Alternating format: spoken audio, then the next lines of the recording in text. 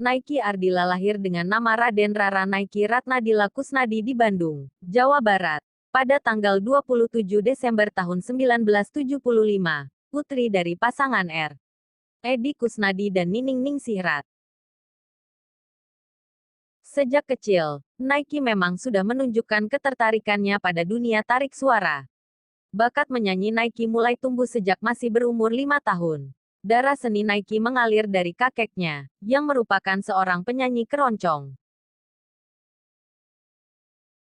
Ketika berusia 5 tahun, Nike sudah berani tampil menyanyi saat ada acara keluarga di rumahnya. Nike kecil memang aktif dengan kegiatan-kegiatan seni. Dari mulai tarik suara, sampai dengan menari tarian daerah. Saat masih berusia 10 tahun, Nike juga rutin mengikuti berbagai festival musik mulai dari tingkat kecamatan, sekolah, dan pernah mewakili Provinsi Jawa Barat dalam ajang festival pop singer tingkat nasional. Setelah memenangkan sejumlah kontes menyanyi, pada tahun Nike didaftarkan oleh ibunya ke Himpunan Artis Penyanyi Musisi Indonesia, HAPMI, asuhan Jajat Paramore. Nike kemudian bergabung dengan manajemen Denny Sabri, seorang wartawan musik senior kenamaan pada masa itu.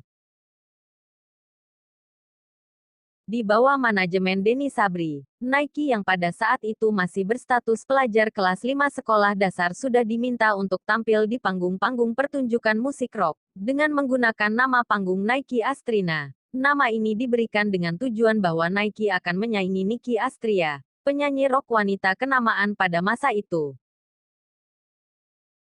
Pada tahun 1986, Nike memasuki dapur rekaman dengan merilis sebuah single berjudul "Lupa Diri", yang kemudian dimuat dalam album kompilasi bertajuk Bandung Rock Power, 1987.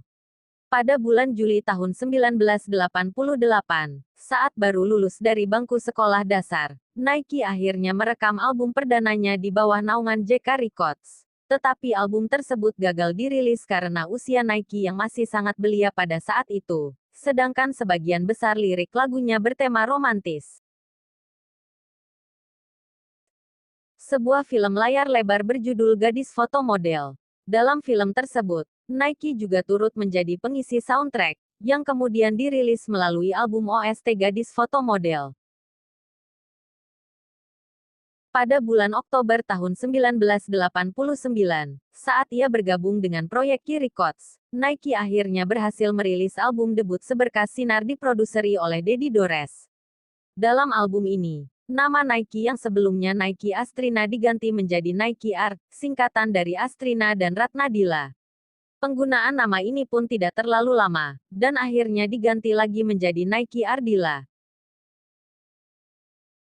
Semenjak album perdana dirilis di penghujung 1989, nama Nike Ardila masuk ke jajaran artis papan atas dan diperhitungkan. Denny Sabri Management memang mempersiapkan Nike Ardila untuk menjadi artis multi-talenta. Awal pembentukan Nike Ardila menjadi artis memang disiapkan untuk menggantikan Cut Irna yang terkenal sebagai model, Meriam Bellina bintang film papan atas, dan diva rock 80-an Nicky Astria. Jadi menurut Denny, Nike adalah perpaduan dari Nicky Astria, Meriam Bellina, dan Cut Irna.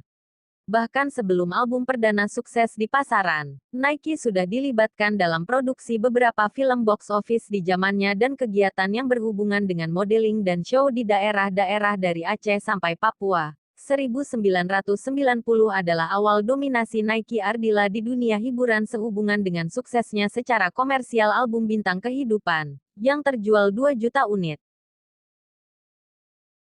Dilanjutkan dengan terpilihnya Nike Ardila sebagai gadis sampul favorit di ajang model yang sangat bergengsi. Jadwal konsernya setiap tahun penuh, tampil di acara-acara selebritas dan ajang penghargaan, membintangi beberapa film box office, bintang iklan, tampil di sampul majalah, dan sebagainya. Mungkin kariernya terbilang singkat, tahun 1988 sampai tahun 1995, hanya 6 tahun. Tapi dalam waktu singkat tersebut kariernya begitu cemerlang. Tidak hanya di bidang musik saja Nike berkiprah, Industri film tanah air pun tidak mau ketinggalan menggunakan Nike Ardilla sebagai pemeran utama di film-filmnya.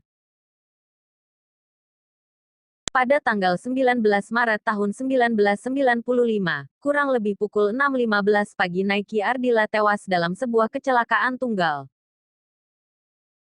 Mobil Honda Civic berwarna biru metalik plat D27AK menabrak pagar beton bak sampah di Jalan Raden Edi Marta Dinata. Diperkirakan Nike tewas seketika, tetapi saksi yang berada di sekitar lokasi kecelakaan menuturkan Nike belum meninggal saat kejadian. Barulah dalam perjalanan ke rumah sakit ia meninggal dunia. Nike mengalami luka parah di kepala dan memar-memar di dadanya. Nike yang saat itu bersama manajernya. Kematian Nike Ardilla. Menurut saksi kejadian itu terjadi pukul 3 pagi. Tetapi saksi lain mengatakan bahwa kecelakaan itu terjadi pukul 5.45 pagi. Laporan resmi mengatakan bahwa waktu kejadian adalah pukul 6.15 pagi. Nike Ardilla dimakamkan pada sore itu juga, diantar oleh ribuan penggemarnya beserta para artis ibu kota. Kematiannya menghebohkan dunia hiburan Indonesia, ditangisi para fans yang sampai beberapa hari setelah kematiannya masih setia berada di kediaman Nike Ardilla. Menurut Atun yang bersama Nike berada di mobil itu, dalam perjalanan pulang Nike mengendarai mobil itu dengan tidak menggunakan sabuk pengaman. Mobil Nike berusaha menyalip mobil berwarna merah di depannya yang berjalan sangat pelan. Namun ketika menyalip, dari arah berlawanan muncul mobil TAF melaju kencang.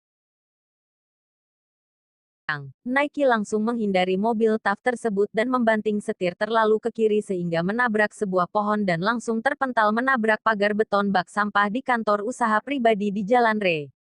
Marta Dinata, dan Nike menghembuskan napasnya yang terakhir. Ia meninggal dunia di saat popularitasnya sedang memuncak. Meski sudah wafat, tetapi ia masih produktif mengeluarkan album. Meskipun albumnya masih sama, hanya berganti sampul saja. Selama sejarah dunia hiburan Indonesia ada, hanya Nike Ardilla artis satu-satunya yang mendapatkan penghormatan paling tinggi di mana setiap tanggal kelahirannya dan kematiannya selalu diperingati.